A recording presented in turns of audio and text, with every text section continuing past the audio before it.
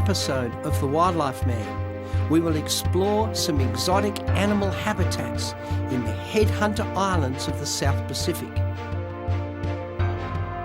From jungle-clad volcanoes to World War II shipwrecks.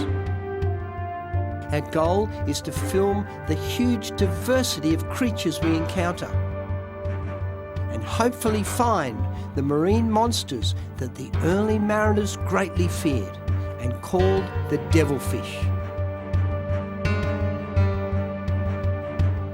The Solomon Islands are found east of Papua New Guinea, named by the early Spanish explorer Alvaro de Mendana back in 1568, when he discovered gold here and thought he had discovered the source of King Solomon's biblical wealth. The islands range from tiny coral atolls to volcanic mountains rising over 2,000 metres above sea level. Once known for their ferocious headhunting tribes, the islands ultimately became the battleground between the Allies and the invading Japanese forces in the Second World War. For me, the Solomons represents a treasure trove of animal habitat and hopefully an encounter with the fabled devilfish. Back in August 2nd in 1943, John F. Kennedy was the commander of the PT-109. During the night, a Japanese destroyer rammed their boat and 2 men lost their lives. John F. Kennedy and 8 of his companions hauled up on this little island behind me, which is now known as Kennedy Island. It took 7 days before they were rescued. Now, during that time, Kennedy swam to some of these neighbouring islands on his own. Now that was quite a brave thing because he was risking being attacked by crocodiles, sharks, and of course, Japanese. It's an amazing story. Like John F. Kennedy, some animals are also capable of swimming from island to island. I'm having trouble getting this guy out. I have to be a little bit careful and very gentle with this snake. It's quite a big one. This is Boiger Irregularis, which is a very specialised rare snake. These animals are rear-fanged and also venomous, so I have to be very careful that this creature doesn't chew on my hand. I love these snakes because they are so well adapted to island life. If this little island was flattened by a cyclone or a bushfire, then these snakes are quite happy to swim to another island. And let's look closely at this animal. You can see that they have very large eyes. So they're quite happy to hunt at night. They are nocturnal, as well as they're daytime hunters. So during the day, they are terrestrial. They'll hunt on the ground for things like frogs and lizards. At night time, they're arboreal. They'll go up the tree and hunt for things like bats and birds. So a very, very clever creature. A long, slender snake with, look at that tail, a prehensile tail. They can use the tail for climbing. What a wonderful, wonderful creature. Now what I'm going to do is something special. I'm going to walk out in the water and put this snake down and let you see how clever they are at swimming.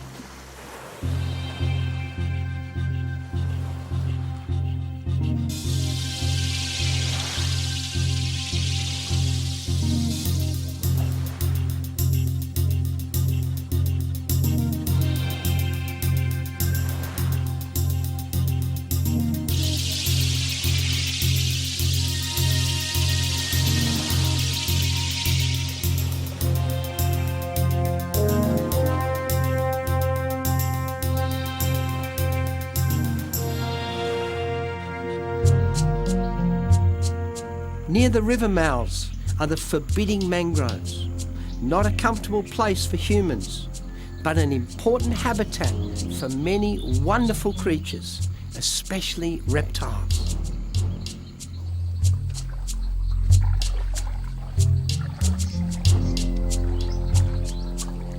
We're looking for snakes, and I'm using Bobby's young experienced eyes to try and find them. But when you walk through these mangroves in the Solomons, there's always a problem. And the problem is that there are crocodiles here. So we have to be a bit careful where we walk.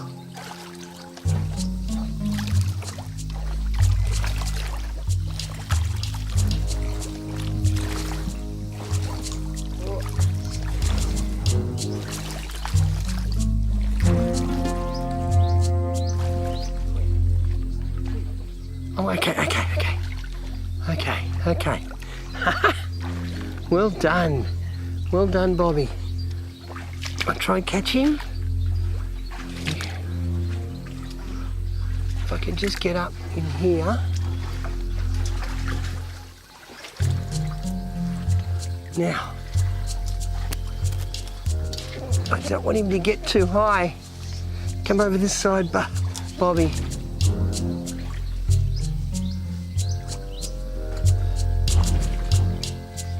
These snakes are non-venomous, but they will strike repeatedly if you annoy them. And I don't want an infectious bite in the tropics. Come here, my darling. Come on, out of the tree. Come on. Don't bite me, please.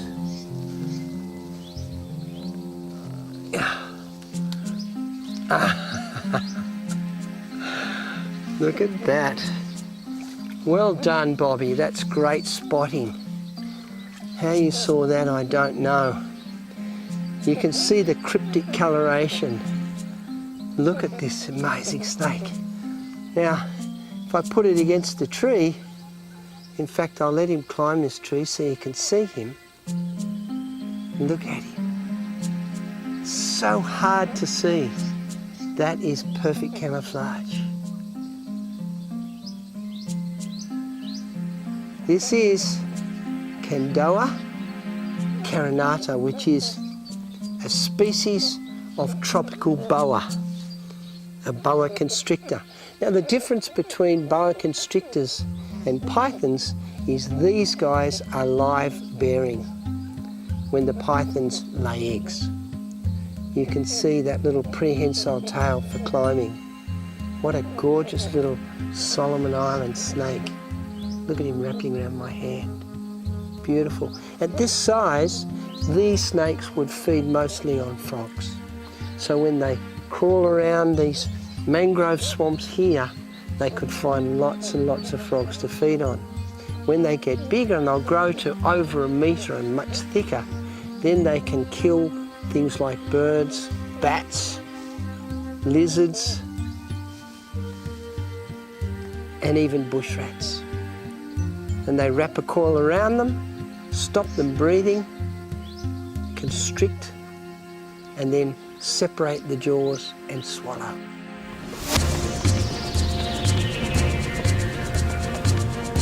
Some of the larger islands have almost impenetrable jungles. Exploring the interior of these islands should prove fascinating. My wife Susan has joined me on this expedition. She will now have a chance to take some photographs of the native children, but most have never seen themselves on an LCD screen. Ready? Okay.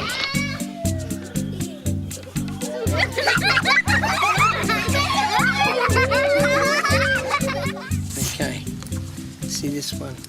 Big fella magic. Big white. Big fella magic.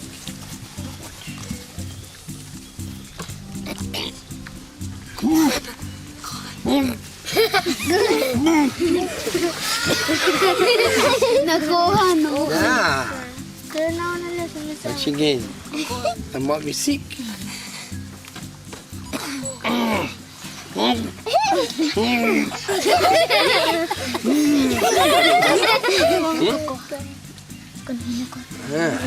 again, look. Bisa. One more.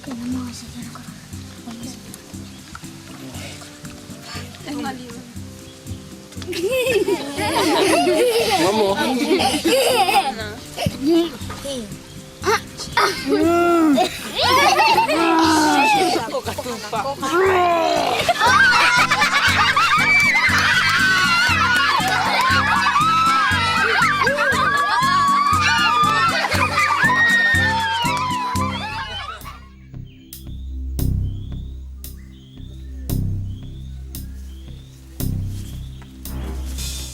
I have heard there is a freshwater lake on this island. The tribespeople say there are spirit crocodiles in the lake that have never been seen before by white men. But getting there will not be an easy task. We venture up a mangrove-lined creek into some of the thickest jungle in the Pacific.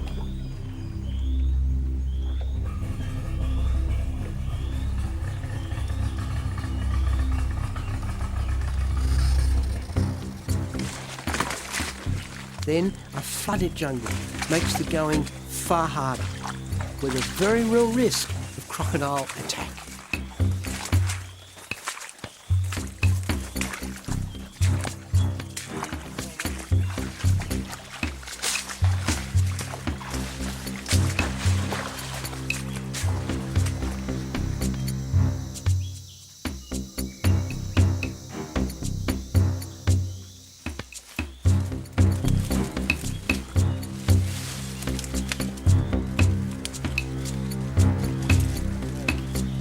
This lake is inside the jungle of one of the islands in the Solomons.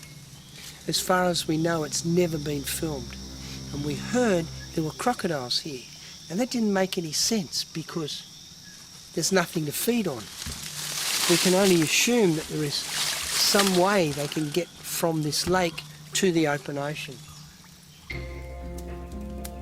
Years ago, I was taught the art of crocodile calling by an old Aboriginal and used the technique successfully in the production of my film, Crocodile Man.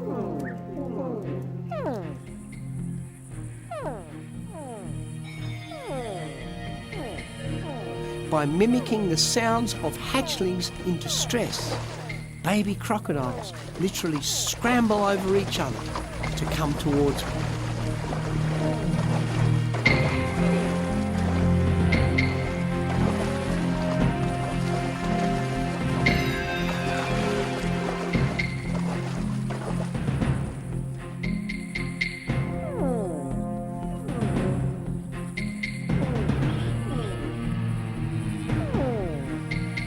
Adult crocodiles become aggressive.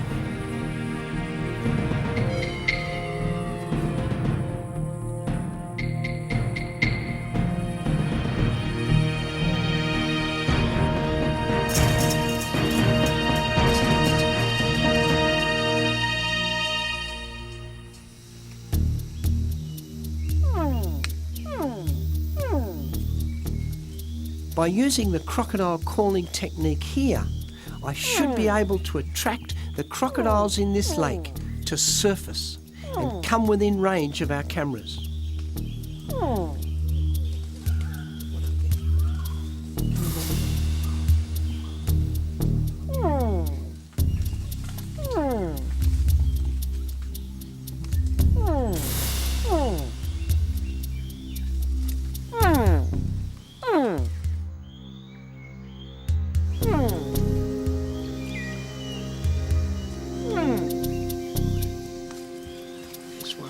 That's 70 metres.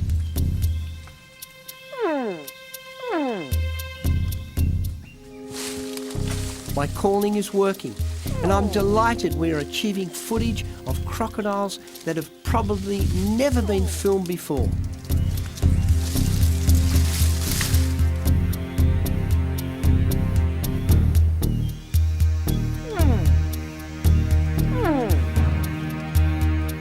But Susan is getting worried.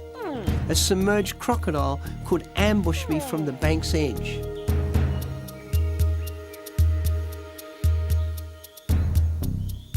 and my calling may attract crocodiles from the lake to join Susan and my crew in the flooded jungle. It's getting too risky. It's time to leave.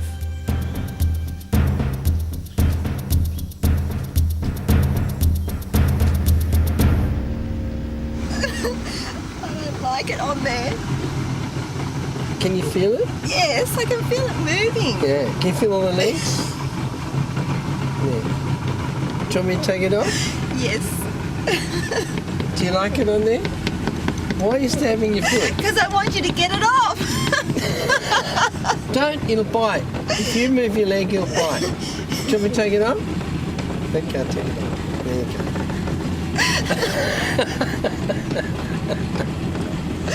go. Wow, that's a millipede. They're very nice eating. Watch this. Look. Oh, don't do that.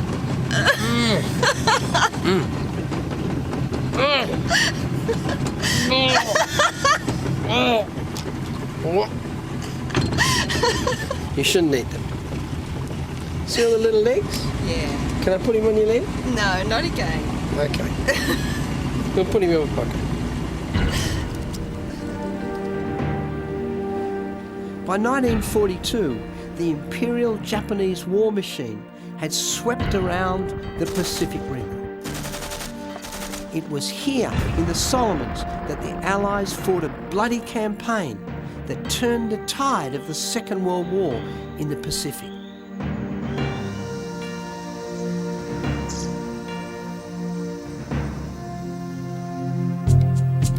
Okay. It's taken me nearly 3 hours to load these underwater housings with high-definition cameras and lights. After every dive, we've got to pull them apart, change the batteries, change the tapes, and make sure that the O-rings are totally clean, no sand. If they flood, then we lose a $20,000 camera like that. So we've got to be very careful. But now we're all ready, and tomorrow morning we're going to dive the Japanese supply ship. And with these cameras, we will film all sorts of treasures that we might find in the wrecks, as well as the marine animals that live there. So tomorrow's going to be a very special day.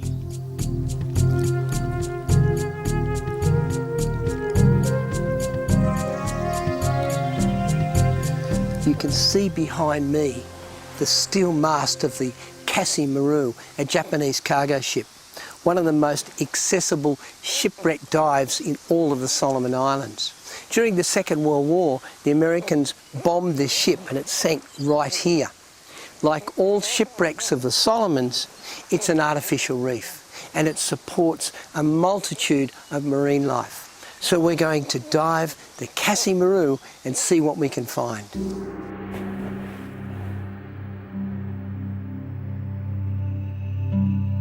There are over 70 Allied and Japanese wrecks here in the Solomons.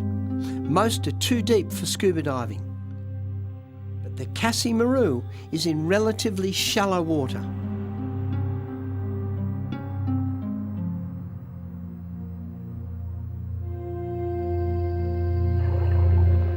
Sue swims around the wheelhouse. American bombs blew out its glass windows.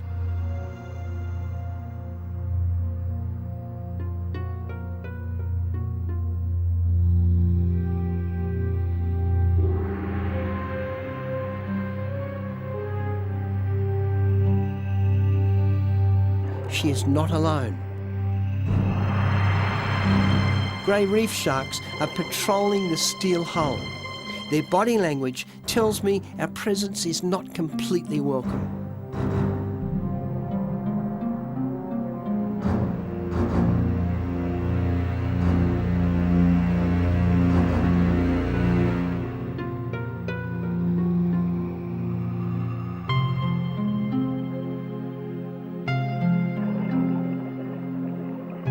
Soft corals decorate the supports of a deck crane, once used to unload supplies to Japanese troops.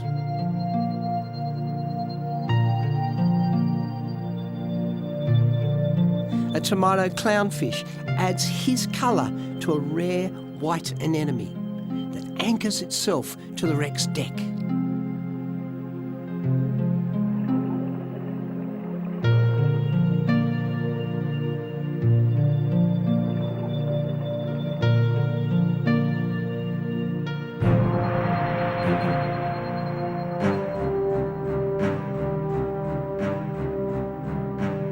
Inside the hull are rolls of horribly spiked barbed wire that were destined to entangle soldiers.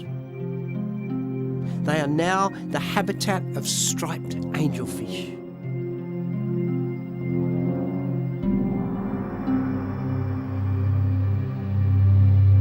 We leave the Cassie Maru to explore the surrounding coral reefs.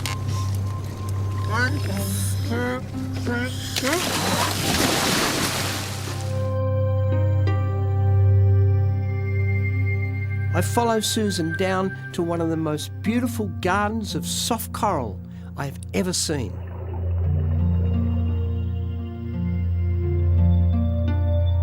The colours and forms of these living corals is breathtaking.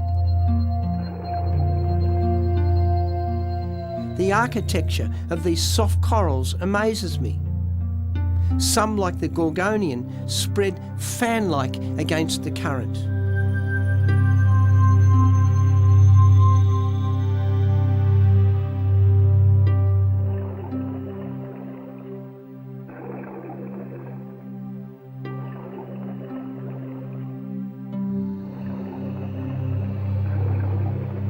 Soft corals will not survive in the muddy water near the mangroves, where we encounter a Japanese Zero fighter plane.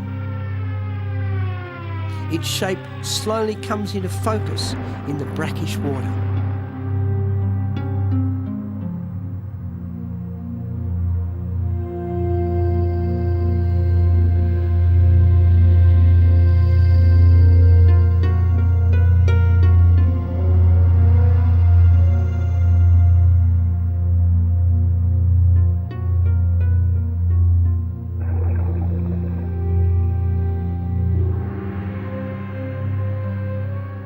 The bones of a Japanese pilot still lay in the small cockpit.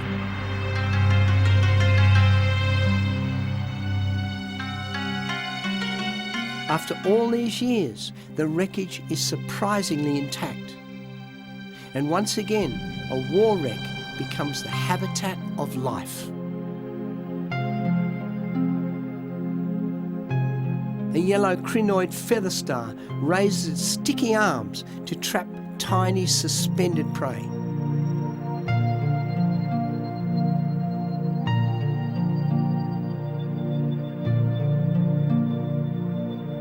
A spotted coral cod shelters under the bent propeller, always alert to ambush small fish seeking shelter. The plane is becoming encrusted in hard corals. Eventually, a new reef in the shape of a plane will mark the site a young pilot lost his life.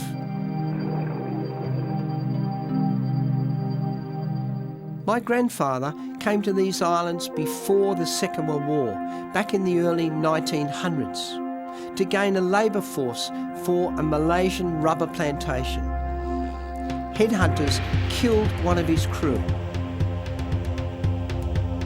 I'm keen to visit a headhunter's shrine that still exists today.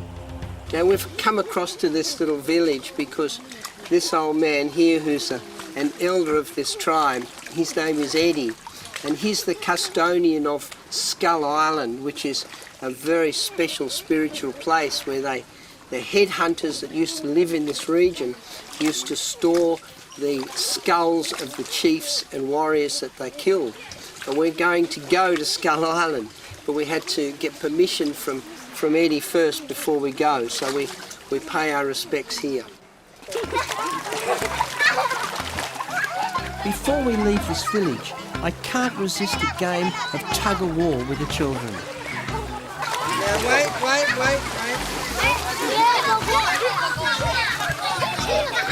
Get back further,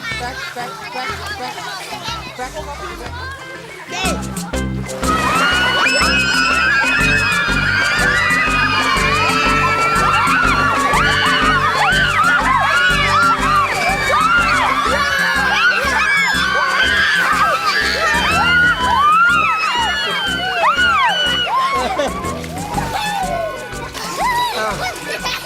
Well, I won that one easy.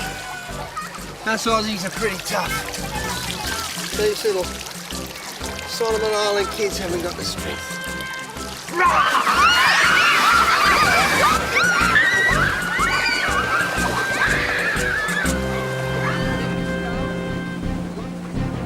It's hard to imagine these friendly people were once headhunters. Exploring Skull Island should prove very interesting.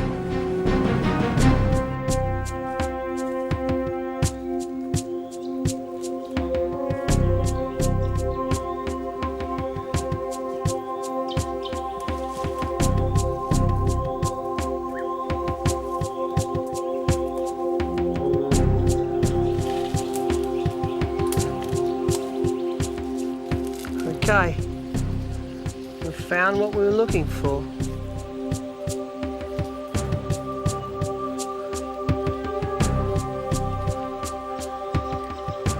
This is one spooky place. Firstly, you can see that they've stacked up big mounds of dead coral. And I can see skulls everywhere. This looks like, yes it is, this looks like part of an old war canoe, and they've made a lid for the front. I'll just take it off. I have permission to do this. Oh, look what's inside. Oh. Oh. Let's look at this lid first though. I can see something interesting here.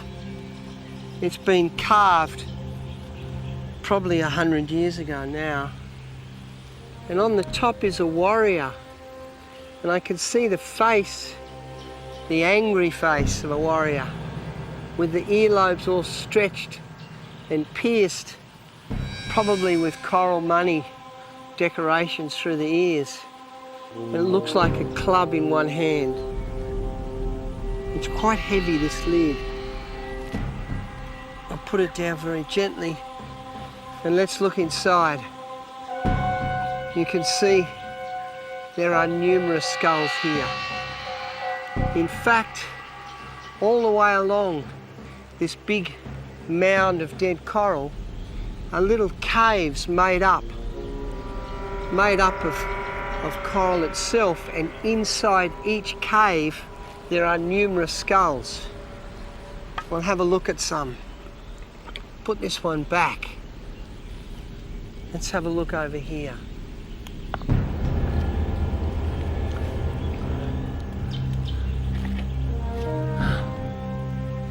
Every little hole I look in, I'm looking in, and there's a dozen or more skulls looking back out at me.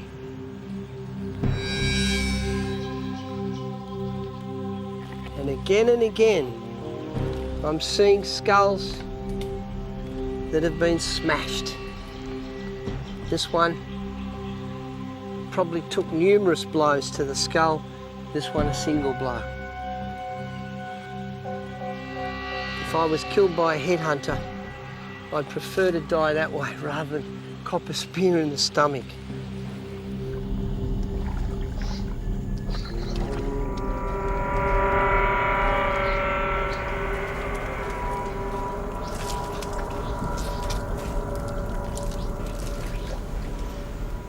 This is quite bizarre and a little bit frightening. Living amongst these skulls are boa constrictors. In the swamps, they feed upon the frogs, but here they are feeding on the little gecko lizards that also live here. What amazes me about the Solomon Islands is the life. If we look at the shipwrecks, which are reminders of the horror and death of Second World War, They are now draped in soft corals, hard corals, and attracting all manner of beautiful marine life. And even here, amongst the skulls, reminders of the old headhunting days. Death itself, the skulls of human beings, is new life. In this case, little boa constrictors. What a magic place. Sue and I are now gearing up to dive one of the most exciting shipwrecks in the Pacific, and hopefully film the devilfish that sometimes frequent this fascinating wreck. The Cassie Maru was a Japanese transport ship that sank after being attacked by American bombers.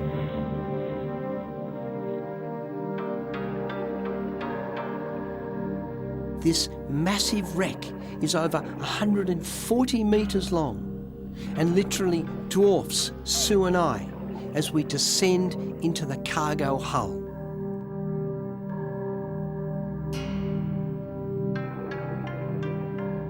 We find a coral-encrusted tin.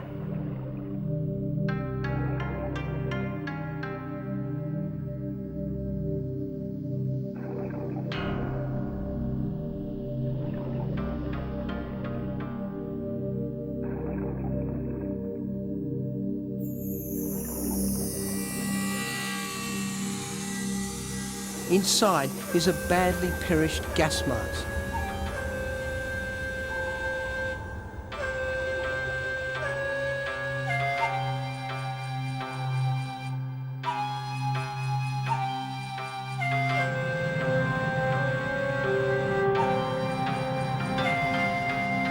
A small jar with an engraving of a dragon strangely shares the gas mask's container.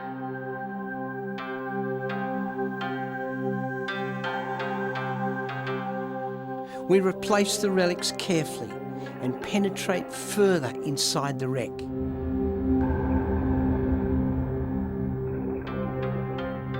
Empty sake bottles are everywhere. Their corks have long ago rotted out. Unexploded ammunition litters the interior decks. Extreme caution is needed handling this volatile cargo. I pick up a glass jar filled with vials of morphine, intended to relieve the pain in the wounded. Literally thousands of lives were lost on both sides in the war here in the Solomons.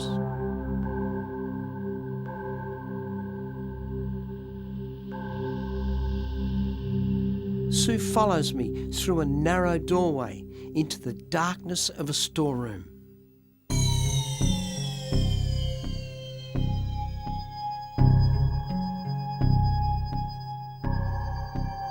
Kerosene lamps are stacked on the shelves. They once supplied light to these claustrophobic cabins.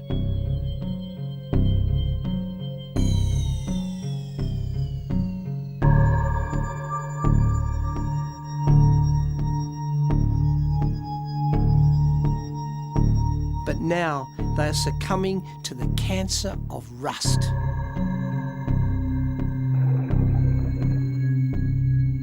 A triggerfish, frightened by my lights, stirs up the sediment. And then a school of baitfish completely clouds our vision, making it difficult for us to find our way out of this maze of corridor.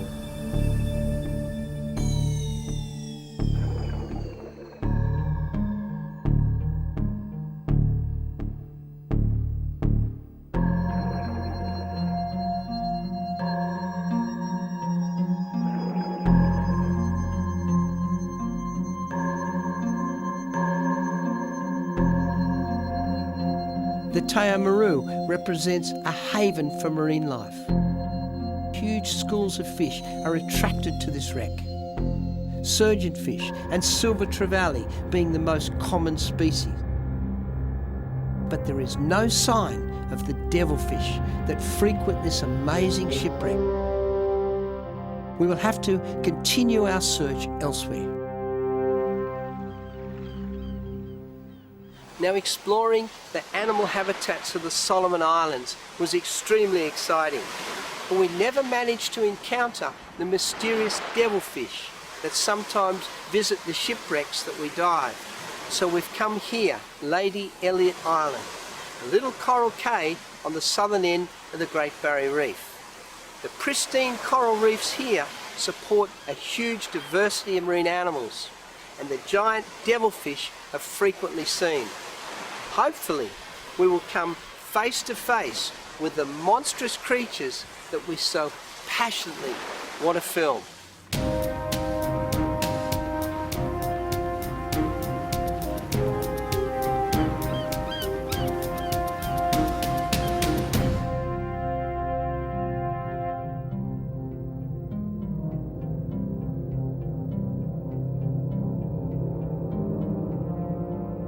Like the Solomon Islands, there are wrecks here too at Lady Elliot. The Severance has only been on the seabed for 6 years, but many species of fish now call it home.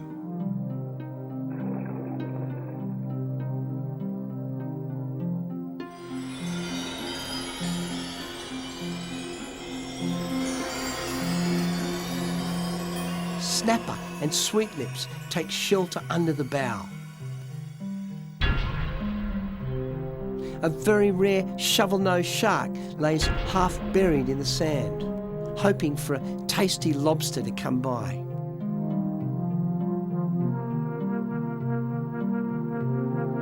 He puts up with my gentle stroking.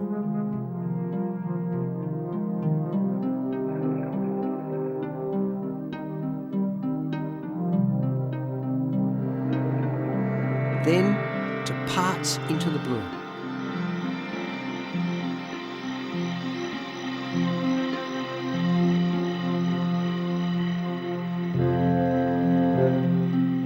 By using pigment cells in their skin, giant groper camouflage themselves. One this size can ambush and swallow a small shark in a single gulp.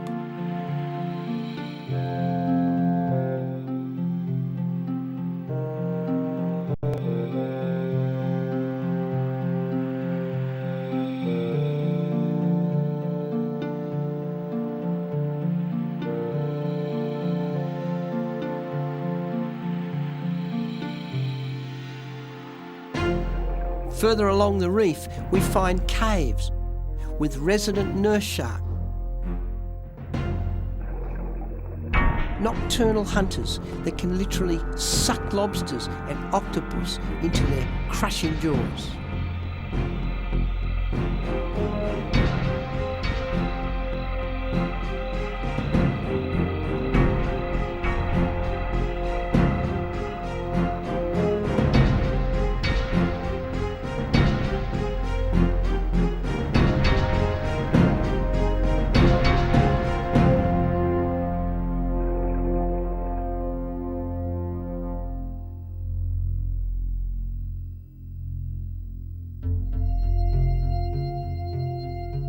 Curious octopus leaves its coral there and momentarily attaches itself to me. It panics and I'm consumed in a cloud of ink.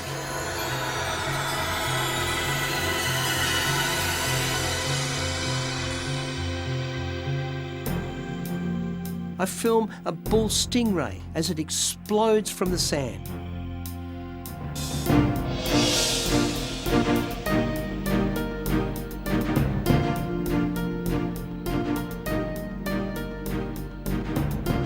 And another one glides past with a whiptail ray hovering over its wide back. Behaviour I have never before filmed.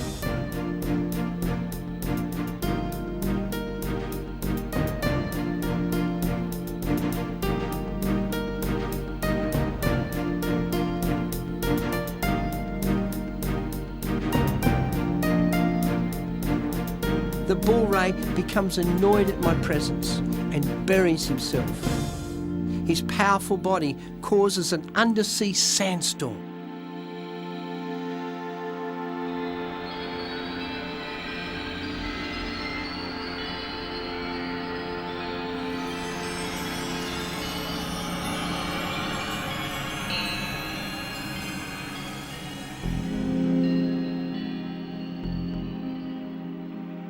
I'm cautious of the lethal barbed tail, but manage to encourage him to swim once more for my camera.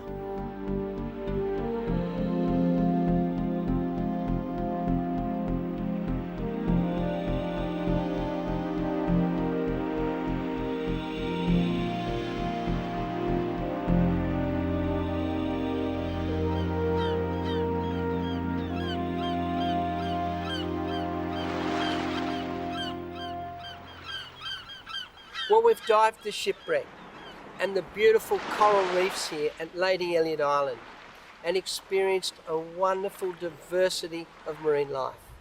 But we still haven't found the devilfish. So we're going to dive the coral bomboras that sit out on the sand in the strong current. And hopefully today we will find the creature that we seek.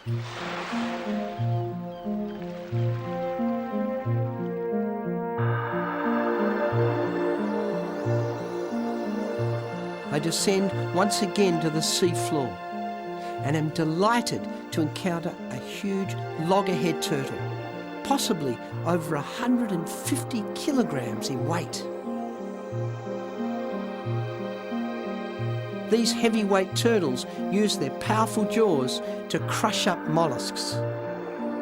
His thick shell protects him from the harsh ocean environment, but a fully grown tiger shark could easily crunch through his armour. I can only guess the age of this old warrior.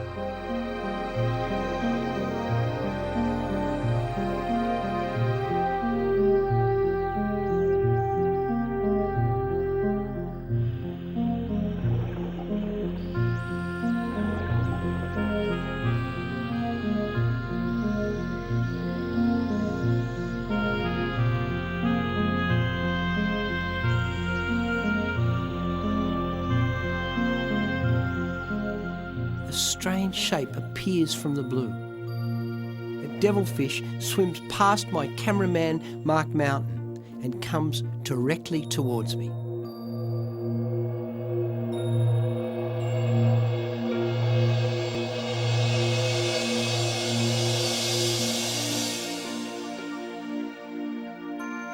And back into the blue.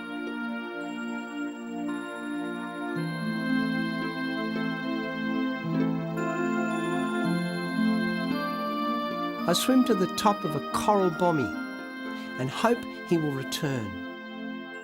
Then, spirit-like, another devilfish appears before us.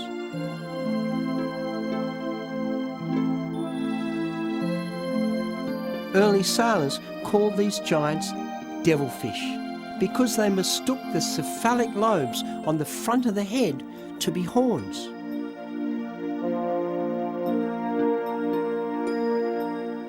We know these animals as Manta barostris.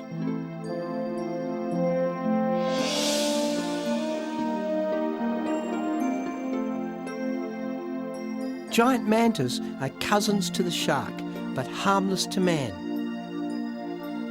They corral planktonic crustaceans and small fish into the wide terminal mouth with their cephalic lobes. Filtering tissue traps food, and water is discharged out the wide gills on the underside of the body.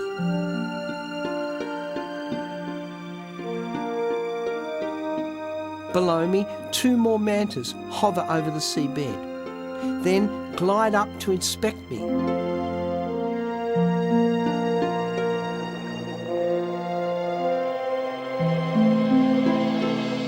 These giant creatures may well be the most intelligent of fish.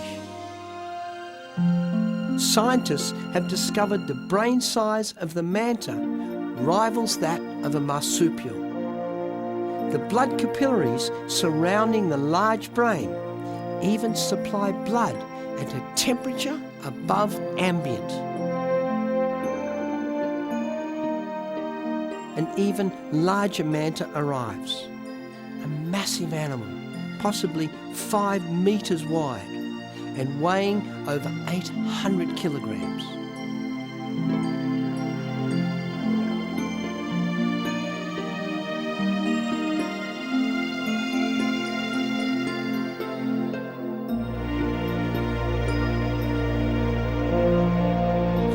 prints on their underbellies are as individual as our fingerprints. Why these huge animals are so inquisitive is a mystery. Possibly their behaviour is an indication of their superior intelligence over other fish and sharks. A magnificently patterned female comes to investigate my presence.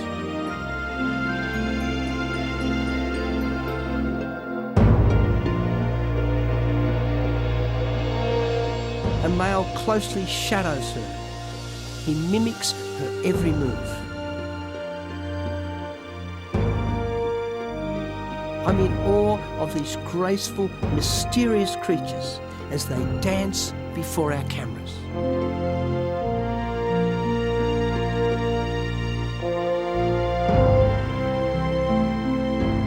Little research has been done on the reproduction of mantas, but we do know they only bear one live young at a time and have been hunted to local extinction in some countries for their flesh.